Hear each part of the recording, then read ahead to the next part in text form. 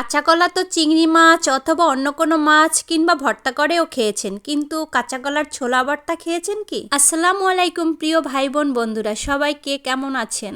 জি ঠিকই শুনেছেন, আজকে আমি কাঁচা কলার ছোলা ভর্তা করব, সাথে কাঁচা কলা চিংড়ি মাছ দিয়েও রান্না করব। কিন্তু আমি এটার রেসিপি এখন দেখাবো না, যেহেতু আপনারা কাঁচা কলার রান্নাটা কম বেশি সবাই পারেন। আমি কাঁচা কলার ছোলাগুলো ছোট ছোট টুকরো করে ভালো করে ধুয়ে এখন প্রেসার কুকারে দিয়ে নিচ্ছি। পরিমাণ মতো লবণ, সামান্য একটু হলুদের গুঁড়া আর একটু পানি দিয়ে গ্যাসের চুলায় প্রেসার কুকারটা বসিয়ে দেব। যেহেতু আমি গ্যাসের চুলায় রান্না করব, তাই তাড়াতাড়ি হওয়ার কারণে প্রেসার কুকারে দিয়েছি। এতে আমার গ্যাসও সাশ্রয়ী হবে আর সময়টাও বেঁচে যাবে। কড়াইতে সরিষার তেল দিয়ে চিংড়ি মাছ, পেঁয়াজ, রসুন, কাঁচামরিচ, শুকনো মরিচ এগুলো সব একসাথে ভালো মতো টেলে নিয়েছি। তারপরে সেদ্ধ হওয়া কাঁচা কলার ছোলা এর ভিতরে দিয়ে আরো কিছুক্ষণ ভেজে নিলাম। সাথে আমি অফ ক্যামেরায় কিছু ধনিয়া পাতাও দিয়েছিলাম। এবার একটু কাঁচা পেঁয়াজ দিয়ে ভালো মতো বেটে নিলেই হয়ে যাবে। এবার বলেন তো কে কে খেয়েছেন এই ভর্তাটা? যদি কেউ না খান তাহলে এভাবে একবার ভর্তা বানিয়ে খাবেন, দেখবেন কলার চেয়েও কলার ছোলা ভর্তাটা খেতে বেশি মজা লাগে। শুধু একটু ধৈর্য সহকারে বাটতে হবে, এই আর কি। তবে ব্লেন্ডার করলেও করতে পারেন, তবে হাতে বেটে এভাবে ভর্তা করে খেতে বেশি স্বাদ। এমন একটা ভর্তা হলে আর কি লাগে,